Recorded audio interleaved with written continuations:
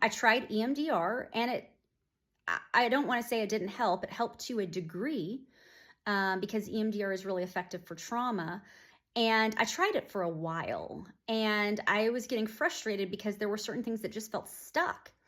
I would use it with my clients, also EMDR, and it seemed like it worked for most of my clients, but some of them it didn't.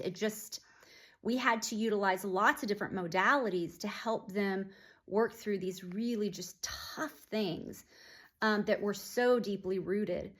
And eventually, I started hearing about this thing called Brainspotting, and I was hearing about it through different therapist groups, and I actually was part of a Facebook group where someone was maybe talking about it. It was a therapist Facebook group, and I'd seen someone talking about it. So I think I posted something in the group, and I said, who, of therapists here who utilize EMDR and Brainspotting, which of the two do you think is more effective?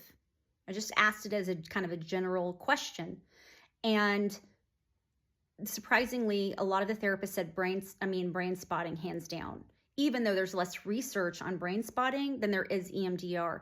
That's the thing. Sometimes we will hear about a certain therapy over and over and over again, thinking that must be the therapy.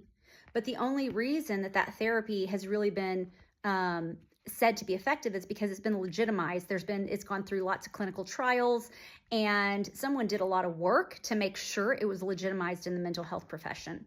Just because someone doesn't go through this process, the scientific method process, when they discover a modality, doesn't mean it doesn't work. It's just sometimes the person was wanting to keep the purity of that modality, and going through that process would require some of the purity of that modality to be removed, the integrity of it.